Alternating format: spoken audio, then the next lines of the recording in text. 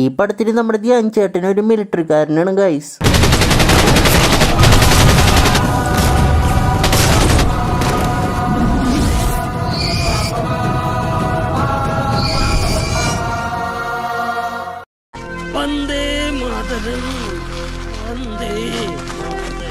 പിന്നെ ഈ പടത്തിൽ നമ്മുടെ ധ്യാൻ ചേട്ടൻ ഒരു ജിമ്മനാണ്. നിസ്സാരം നിസ്സാരം നിസ്സാരം നിസ്സാരം നമ്മളെ കൊണ്ട് പറ്റും ഒന്നുകൂടെ നിസ്സാരം നിസ്സാരം. അതെ, രാവിലെ ആവശ്യമില്ലാണ്ട് മുക്കിയിട്ട് കക്കൂസി പോകുന്നു. ഒരു മിനിറ്റ് ഞാനിപ്പോ വരാം. കൊണ്ട് പറ്റും, നീ അടിച്ചോ. നിസ്സാരം. ഒരു ദിവസം പാകിസ്ഥാൻകാർ ഒരു പാലം പൊട്ടിക്കും. അപ്പം നമ്മുടെ ധ്യാൻ ചേട്ടൻ അപ്പുറത്തേക്ക് പോകാൻ വേണ്ടിയിട്ട് ഒരു കാന്തം കയറിൽ കെട്ടിയിട്ട് അപ്പുറത്തെ പാലത്തുമേക്ക് അങ്ങ് എറിയും. എന്നിട്ട് മൂപ്പര് എട്ടുകാലിയുടെ പോലെ ഇങ്ങനെ കയർമ തൂങ്ങി ഇങ്ങനെ പോയോണ്ടിരിക്കും. അതിനിടയ്ക്ക് കയറ് പൊട്ടും.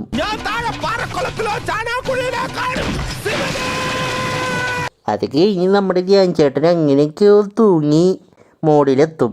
നിങ്ങൾ ചോദിക്കും സ്പീക്കറിൻ്റെ ഉള്ളിലുള്ള കാന്തം പൊട്ടിച്ചിട്ട് എങ്ങനെ ധ്യാൻ ചേട്ടനെ കയറും തൂങ്ങി എങ്ങനെ അപ്പുറത്ത് എത്തിയെന്ന്. കാരണം അതൊരു പേട്ടപ്പടാണ്. അപ്പം അങ്ങനെയൊക്കെ ഉണ്ടാവുണ്ടാ. ധ്യാൻ ചേട്ടൻ എന്നിട്ട് ആ പാകിസ്ഥാൻകാരെല്ലാവരും വെടിവെച്ച് കൂട്ടും. അന്നത്തെ ഓപ്പറേഷനിൽ ശേഖരൻകുട്ടി ഏതാണ്ട് 20ഓളം പാക് പട്ടാളക്കാരെ വധിച്ചു. വണ്ടർഫുൾ. പിന്നെ മിഷനൊക്കെ കഴിഞ്ഞിട്ട് നമ്മുടെ ധ്യാൻ ചേട്ടൻ നാട്ടിലേക്ക് പോകും. പിന്നെ നാട്ടിൽ നമ്മുടെ ധ്യാൻ ചേട്ടൻ ഒരു ക്രഷ് ഉണ്ട്. ഞാൻ പറക്കുന്നു. ധ്യാൻ ചേട്ടൻ പിന്നെ ഒരു ജയന്റെ കട്ട ഫാന ഗൈസ്.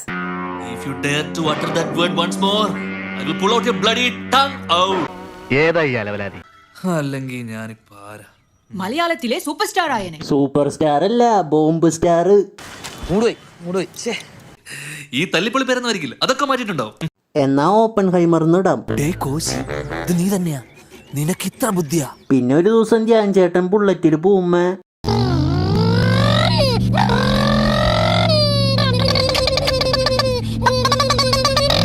ധ്യാൻ ചേട്ടൻ അവിടെ വെച്ചൊരു ഹോട്ടലിൽ കയറുമ്പോൾ അവിടെ കുറച്ച് പെണ്ണുങ്ങളെ കിഡ്നാപ്പ് ചെയ്തത് ധ്യാൻ ചേട്ടൻ കാണും. എന്നിട്ട് അവരെ രക്ഷിക്കാൻ വേണ്ടി അവന്മാരെയൊക്കെ ഇടിച്ചു കൂട്ടും.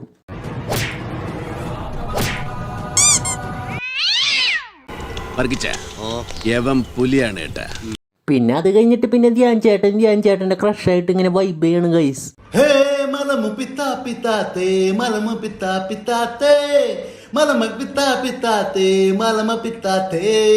ഹോലി ഹോലി പക്കത്തില് ശരിക്ക് രംഗോലി, ജോലി ജോലി പക്കത്തില് ഭയങ്കര തോളി. അലമിത്തി ഹബീബോ അലമിത്തി വന്നാലേ ഹലമിത്തി ഹബീബോ. പിന്നെ ലീവ് കഴിയുമ്പോൾ ധ്യാൻ ചേട്ടൻ വീണ്ടും മിലിറ്ററിക്ക് പോവും. ധ്യാൻ ചേട്ടൻ മിലിറ്ററിയിൽ പോണ സമയത്ത് ധ്യാൻ ചേട്ടന്റെ ക്രഷ് വണ്ടി ഇടിച്ചിട്ട് അതുവരെ നടന്ന കാര്യങ്ങളൊക്കെ മറന്നു പോവും. ഇനി നമ്മൾ എന്ത് ചെയ്യുമല്ലയ്യ. പിന്നെ ധ്യാൻ ചേട്ടൻ ലീവിന് വരുമ്പോ അവരവിടെ ഉണ്ടാവില്ല ധ്യാൻ ചേട്ടന്റെ ക്രഷ്. പിന്നെ ധ്യാൻ ചേട്ടൻ അന്വേഷിച്ചിട്ട് അവരെ കണ്ടുപിടിക്കാൻ പറ്റില്ല. പിന്നെ വർഷങ്ങൾ കഴിഞ്ഞിട്ട് ധ്യാൻ ചേട്ടന് വയസ്സാവും ഗൈസ്. അല്ല, വയസ്സായിട്ടുണ്ടെങ്കിൽ ധ്യാൻ ചേട്ടന്റെ ഹൈറ്റ് ഒക്കെ കുറയൂ. സീരിയസ് ആയിട്ടാണോ ചെയ്തതെന്ന് എനിക്ക് അറിയത്തില്ല. സീരിയസ് ആയിട്ടാണ് ചെയ്തതെങ്കിൽ കോമഡി ആയിട്ടുണ്ട്. പിന്നെ നമ്മുടെ ധ്യാൻ ചേട്ടൻ ആ പഞ്ചായത്തിലെ തള്ളുമൂപ്പനാവും ഗൈസ്. ദിഗംബര സിംഗിന്റെ ബർത്ത്ഡേക്ക് പൂഞ്ചിലായിരുന്നപ്പോ ഞാനൊരു കേക്ക് ഉണ്ടാക്കി. പറഞ്ഞാൽ നിങ്ങൾ വിശ്വസിക്കില്ല, 100 അടിയോളമായിരുന്നു അതിന്റെ നീളം എന്ന് പറയുന്നത്. ഈ തള്ളു സഹിക്കാൻ പറ്റാണ്ട് അവിടെയുള്ള ഒരു ഓടി രക്ഷപ്പെടും ഗൈസ്. പിന്നെ ഒരു ദിവസം കുറച്ച് പിള്ളേര് വന്നിട്ട് ഒരു ഗുണ്ടകൾ ഞങ്ങളെ ശല്യം ചെയ്യണമെന്ന് പറയും. അപ്പം നമ്മുടെ വയസ്സായ ധ്യാൻ ചേട്ടൻ അങ്ങോട്ട് പോയിട്ട് അവന്മാരെയൊക്കെ ഇടിച്ചു കൂട്ടും.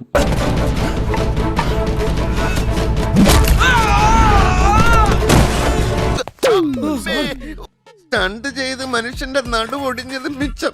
പിന്നെ ഒരു ദിവസം നമ്മുടെ ധ്യാൻ ചേട്ടന് കുറെ പാകിസ്ഥാൻകാരെ പണ്ട് കൊന്നതിന് പ്രസിഡന്റിന്റെ അവാർഡ് കിട്ടും. അങ്ങനെ മൂപ്പര് ഭയങ്കര ഫേമസ് ആവും പഞ്ചായത്തില്. പിന്നെ ധ്യാൻ ചേട്ടന്റെ വയസ്സായ ധ്യാൻ ചേട്ടന്റെ ക്രഷ് ധ്യാൻ ചേട്ടനെ കാണാനായിട്ട് വരും. ധ്യാൻ ചേട്ടന്റെ ക്രഷിന് ഓർമ്മ തിരിച്ചു കിട്ടി. പിന്നെ വൃദ്ധനായിട്ടുള്ള ധ്യാൻ ചേട്ടനും വൃദ്ധയായിട്ടുള്ള ധ്യാൻ ചേട്ടന്റെ ക്രഷും കൂടി ലവാവും വൈബാവും. അങ്ങനെ പടം കഴിയും. നമ്മുടെ ധ്യാൻ ചേട്ടനും ഡെയിൻ ചേട്ടനും മത്സരിച്ച് അവരാധിച്ച് പൊട്ടിച്ച ഒരു പടക്കാണ് വേഗം. നമ്മുടെ ധ്യാൻ ചേട്ടനും ഡെയിൻ ചേട്ടനും ലവളും ഫോറൻസിക് മെഡിസിൻ പഠിച്ചുകൊണ്ടിരിക്കുകയായിരിക്കും. ഇവര് കട്ട ഫ്രണ്ട്സ് ആണ് ഗൈസ്.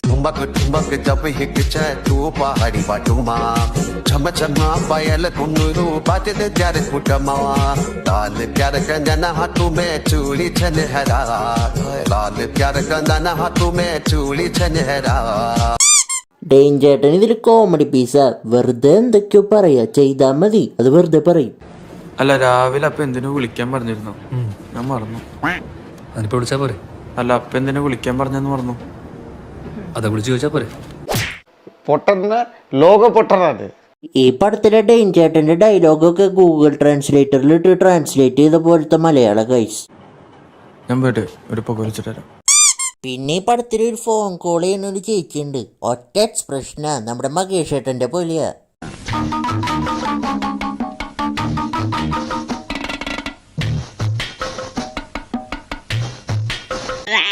പിന്നെയാണ് അറിയണ ഈ ചേച്ചി പോലീസുകാരിയാ.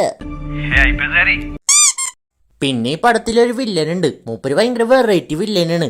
ആരെങ്കിലും പോയി കൊല്ലും, എന്നിട്ട് കുളിക്കും, എന്നിട്ട് വീണ്ടും ഒരാളെ കൊല്ലും, എന്നിട്ട് വീണ്ടും പോയി കുളിക്കും. ഞാൻ പലതരം വില്ലന്മാരെ കണ്ടിട്ടുണ്ടെങ്കിലും കുളിക്കാൻ വേണ്ടി കൊല്ലണം വില്ലനെ ഞാൻ ആദ്യമായിട്ട് കാണണേട്ടാ. മൂപ്പര് ഒരു കില്ലാടി തന്നെ.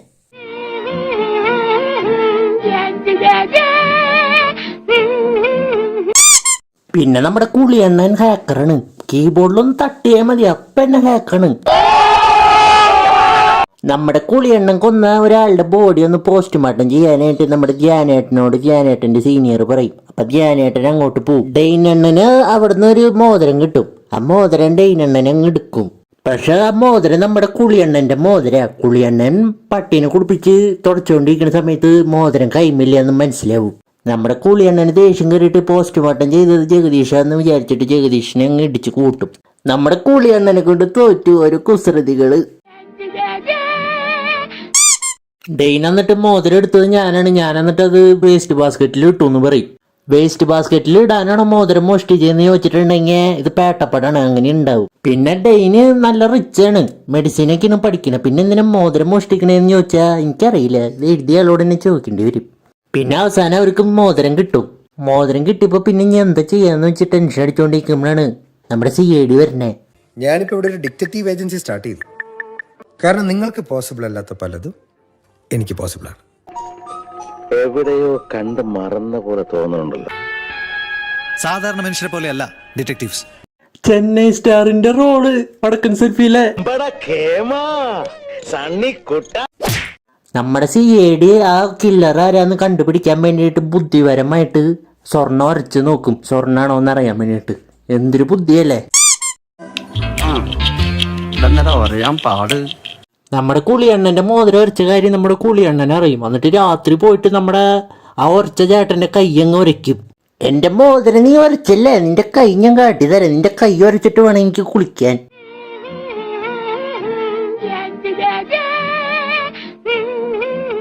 പിന്നെ നമ്മുടെ CID മനസ്സിലാക്കും നമ്മുടെ കില്ലർ ആരാന്നും, ഫോട്ടോയും ആളുടെ പേരും മനസ്സിലാക്കും. എന്താ നോക്കണേ? ഒന്നില്ല മോളെ, ഒന്ന് കുളിക്കാനുള്ള കാര്യം ഒന്ന് ആലോചിച്ചതാ. മോളെ ഒന്നും തോന്നരുതിട്ട്, എന്ന് കുളിക്കാനായിട്ട് ഒരു കാരണം കിട്ടില്ല, അതാ നിന്നെ തീർത്തേട്ടാ. നമ്മുടെ CID എന്നിട്ട് കില്ലറിന്റെ ഫോട്ടോയും പേരും നമ്മുടെ ധ്യാനേട്ടനും ടീമിനും അയച്ചു കൊടുക്കും. പിന്നെ ഒരു ട്വിസ്റ്റാണ് ഗൈസ്, നമ്മുടെ CID ഇല്ലേ പോലീസുകാരനാണ്.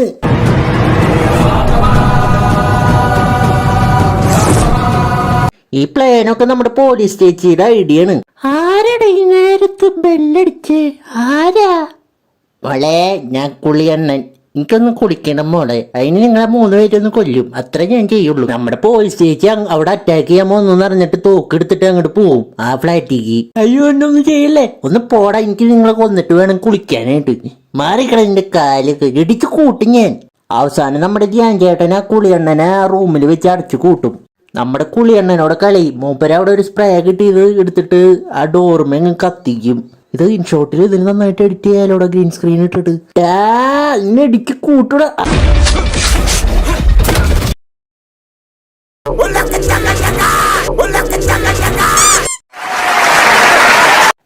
ആരും നിയമം കയ്യിലെടുക്കരുത്, പോലീസിന്റെ ഇവിടെ. ശരി ഞാൻ പോട്ടെ. പോലീസ് ചേച്ചി ഓടിപ്പോലെ എന്നെ രക്ഷിക്ക്. എടാ നീ എന്നെ അമ്മേ, എടാ നിന്നെ ഞാൻ Hands up, don't move. എനിക്ക് കുഴപ്പമൊന്നുമില്ല, ഞാൻ ജയിലിൽ വെച്ച് കുളിച്ചോണ്ട്. നിന്നെ ഞാൻ കൊല്ലൂടാ. അയ്യോ എന്റെ കുളി പരമ്പര ദൈവങ്ങളെ. അങ്ങനെ നമ്മുടെ കുളിയണ്ണനെ കൊന്നതോടെ പടം കഴിഞ്ഞ്. ഇന്ന് ക്രിക്കറ്റിലെ ഒരു ലെജൻഡറി പ്ലെയറിനെ കുറിച്ചാണ് പറയാൻ പോകുന്നത്. മൈതാനത്തിലെ കൊടുങ്കാറ്റായ രോമാഞ്ചം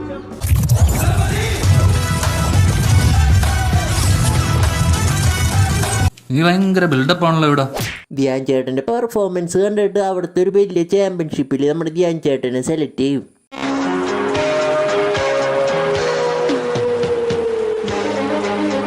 ധ്യാൻ ചേട്ടന്റെ ടീമിലുള്ള പ്ലേയേഴ്സൊക്കെ ഭയങ്കര ഫിറ്റ്നസ്സുള്ള പ്ലേയേഴ്സും നല്ലപോലെ കളിക്കണോണ്ട് ഒറ്റ കളി പോലും ജയിച്ചിട്ടില്ല, എല്ലാ കളിയും പൊട്ടും. ഞാൻ ചെയ്തെല്ലാം പൊട്ടി പൊളിഞ്ഞിട്ടേ ഉള്ളൂ. ധ്യാൻ ചേട്ടൻ ഈ സിനിമയിലെ നായകനെ കാരണം ധ്യാൻ ചേട്ടന്റെ ടീമിലെ പ്ലേയേഴ്സിന് ഒന്നും ക്രിക്കറ്റ് കളിക്കാൻ അറിയില്ല. ധ്യാൻ ചേട്ടന് മാത്രം ആ ടീമിൽ ക്രിക്കറ്റ് കളിക്കാൻ ആകെ അറിയുന്നത്. ഒരു ദിവസം ധ്യാൻ ചേട്ടനും അജുവേട്ടനും കൂടി ബാറ്റ് വാങ്ങാനായിട്ട് കടയ്ക്ക് പോവും. അപ്പൊ ആ കടയുടെ മുതലാളിയാണ് നമ്മുടെ എയറണ്ണൻ. ഇനി എല്ലാവർക്കും ഒന്ന് ശ്വാസം വിടാൻ കേട്ടോ.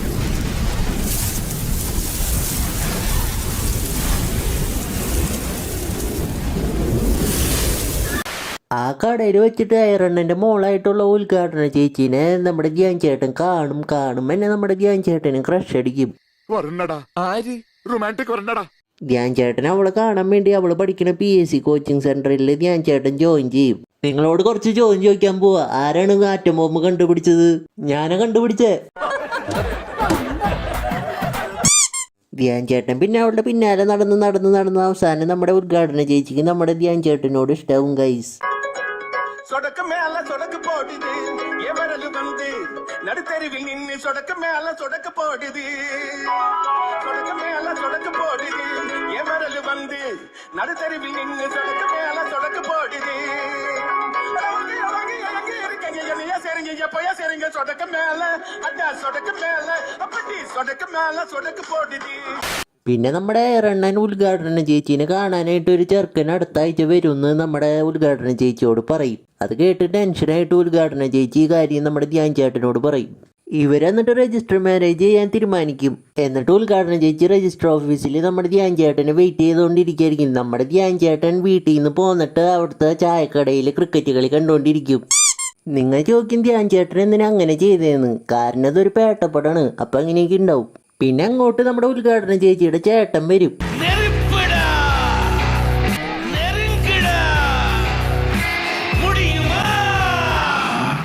സാധാരണ സിനിമകളിൽ പെങ്ങൾ ഒളിച്ചോടിയിട്ടുണ്ടെങ്കിൽ ആ ലവറിനെ അവർ ഇടിച്ചു കൂട്ടും. പക്ഷെ നമ്മുടെ ഉദ്ഘാടന ചേച്ചിയുടെ ചേട്ടൻ വ്യത്യസ്തനാണ് ഗൈസ്. നമ്മുടെ ധ്യാൻ ചേട്ടൻ്റെ അടുത്തേക്ക് പോയിട്ട് നമുക്കൊരു ക്രിക്കറ്റ് മാച്ച് കളിക്കാമെന്ന് പറയും. അതിൽ ധ്യാൻ ചേട്ടൻ്റെ ടീം ജയിക്കുകയാണെങ്കിൽ ഞാൻ നിങ്ങളെ സപ്പോർട്ട് ചെയ്യാമെന്ന് പറയും.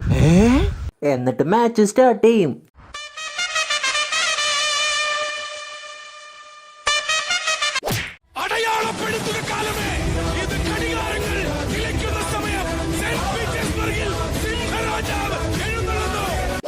ധ്യാൻ ചേട്ടൻ ഈ സിനിമയിലെ നായകനെ കാരണം വരുന്ന ബോളൊക്കെ അടിച്ച് കൂട്ടും നമ്മുടെ ധ്യാൻ ചേട്ടൻ. പിന്നെ നമ്മുടെ ധ്യാൻ ചേട്ടന് ബീഡിയുടെ പോലെ സ്വിച്ച് ഷോട്ടൊക്കെ അടിച്ചിട്ട് കളി ഫിനിഷ് ചെയ്യും. എൻ്റെ മോനെ ഫാസ്റ്റ് ബോളൊക്കെ അടിക്കും മൂപ്പര് സ്വിച്ച് ഷോട്ട്. 33-ാം മിനിറ്റിൽ മുന്നിലെത്തിക്കുന്നു.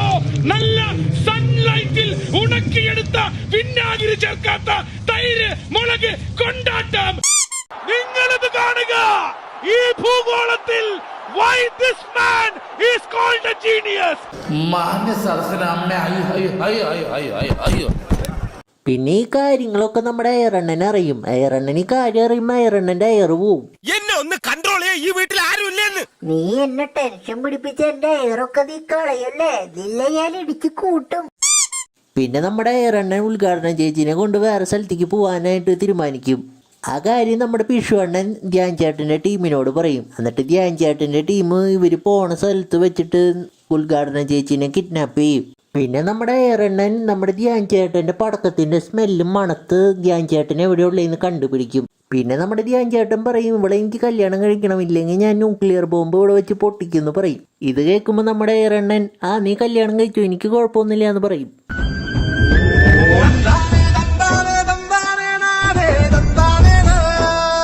പിന്നെ നമ്മുടെ ധ്യാൻ ചേട്ടൻ ഉദ്ഘാടന ചേച്ചീനെ കല്യാണം കഴിക്കും. അവർ സുഖമായിട്ട് ജീവിക്കും.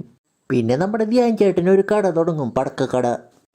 അപ്പോ ഇത് കാണുന്ന കുട്ടികളുണ്ടെങ്കിൽ ആരെങ്കിലും മുതിർന്ന ആളുകളുടെ ഇതില്ലാതെ ഈ സാധനങ്ങളൊന്നും പൊട്ടിക്കാൻ നിൽക്കരുത്. ഇതൊക്കെ ഭയങ്കര ഡേഞ്ചറാണ്. അത് കൊളുത്തി കഴിഞ്ഞാൽ പിന്നെ ഇത് പൊട്ടിക്കഴിഞ്ഞിട്ടേ നിൽക്കുള്ളൂ.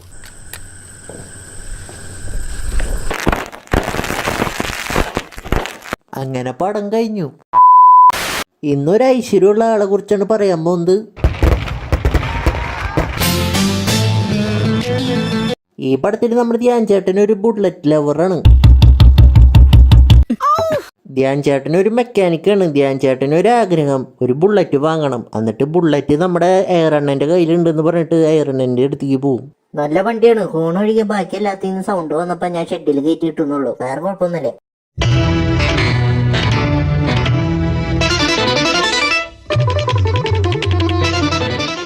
കണ്ടിട്ട് പുതിയ വണ്ടിമാരി ഉണ്ടല്ലോ. ധ്യാൻ ചേട്ടൻ എന്നിട്ട് ബുള്ളറ്റ് ശരിയാക്കാനായിട്ട് ആശാന്റെ അടുത്തേക്ക് പോവും. ആശാന്റെ നല്ല ഉക്ക് കിട്ടും.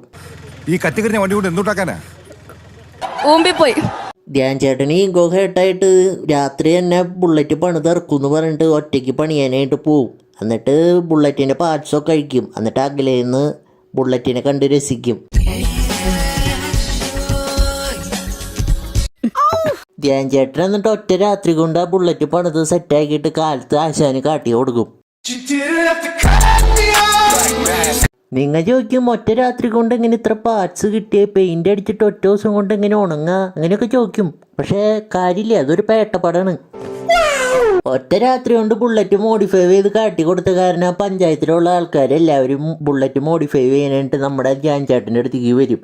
എനിക്ക് എന്നോട് തന്നെ ബഹുമാനം തോന്നിട്ട് ഞാൻ കുറച്ചേരം എഴുന്നേറ്റ്. പിന്നെ നമ്മുടെ ധ്യാൻ ചേട്ടന് കുറച്ച് ഹോബി ഉണ്ട്. Full time bullet തുടച്ചുകൊണ്ടിരിക്കും. 1.5 മണിക്കൂറായി ഇതും പതപ്പിച്ചുകൊണ്ട് ഇവിടെ ഇരിക്കുന്നു.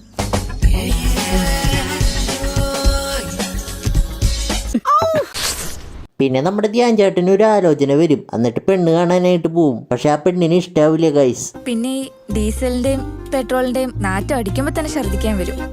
ധ്യാൻ ചേട്ടാ, ആ വണ്ടി കഴുകണ സമയം കൊണ്ടൊന്ന് കുളിച്ചൂടെ, അല്ലെങ്കിൽ ഒരു സ്പ്രേ എങ്കിലും അടിച്ചൂടെ? ഇപ്പൊ രണ്ടുപേരും കുളിച്ചിട്ട് ഇപ്പൊ എന്തിനാ? പിന്നെ അനുഭവിച്ചോട്ടോ. ഒരു ദിവസം ധ്യാൻ ചേട്ടനെ വണ്ടി ഇടിക്കും. എന്നിട്ട് ഹോസ്പിറ്റലിൽ വെച്ചിട്ട് അവിടുത്തെ ഒരു നേഴ്സിനെ ധ്യാൻ ചേട്ടൻ വളയ്ക്കും. ഏട്ടായി നമുക്കൊരു റൈഡിന് പോയാലോ? അതിനെന്താ പോവാം. നീ എൻ്റെ കൂടെ റൈഡിന് വന്നാൽ എൻ്റെ ഹാർട്ട് ബീറ്റ് കൂടും. നീ എന്നെ തൊട്ടാൽ എൻ്റെ രക്തം ചൂടാകും. കമോൺ വാവേ, നമുക്കൊന്ന് പോവാം ബുള്ളറ്റിൽ റൈഡ് പോയി നമുക്കൊന്ന് വൈബാവാം. ഒരു ദിവസം ധ്യാൻ ചേട്ടൻ ബുള്ളറ്റ് എടുത്തിട്ട് ഒരു റൈഡിന് പോവും. റൈഡിന് പോകുമ്പോൾ രാത്രിയാവുമ്പോൾ ഏതാണ്ട് ഒരാൾ വന്നിട്ട് ബുള്ളറ്റ് തൊടും.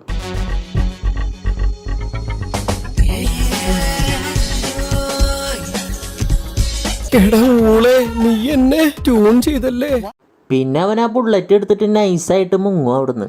ധ്യാൻ ചേട്ടന് പിന്നെ ബുള്ളറ്റിനെ തുടയ്ക്കാനും കുളിപ്പിക്കാനും പറ്റാത്ത കാരണം ആകെ സാഡാവും ഗൈസ്.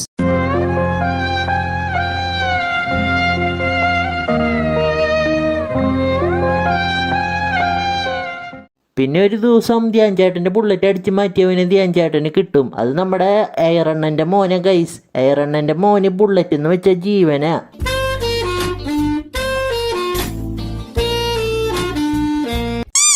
ഒരു ദിവസം നമ്മുടെ എയറണ്ണൻ്റെ മോൻ ബുള്ളറ്റിൽ എയർ തീർന്നപ്പോൾ എയറണ്ണനോട് ഇത്തിരി എയർ അടിച്ചു തരുമെന്ന് ചോദിച്ചു. അത് നമ്മുടെ എയറണ്ണന് ഇഷ്ടമായില്ല. എന്നിട്ട് ആ മണ്ണെണ്ണ എടുത്തിട്ട് ആ ബുള്ളറ്റ് അങ്ങനെ കത്തിച്ചു. എത്ര ധൈര്യം ഉണ്ടായിട്ട് എന്നോട് എയർ ചോദിക്കും? കത്തട്ട അവന്റെ ബുള്ളറ്റ്.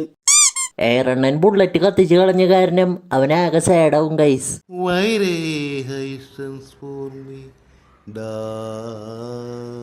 മോന്റെ കരച്ചില് സഹിക്കാൻ പറ്റാണ്ട് എയറണ്ണൻ ഈ കാര്യം ധ്യാൻ ചേട്ടനോട് പറയും. എന്നിട്ട് ധ്യാൻ ചേട്ടൻ ആ ബൈക്ക് നമ്മുടെ എയറണ്ണന് കൊടുക്കും. എന്നിട്ട് നമ്മുടെ ധ്യാൻ ചേട്ടൻ വേറെ ബുള്ളറ്റ് എടുക്കും. എന്നിട്ട് ചിക്കിന്റെ കൂടെ റൈഡിന് പോവും.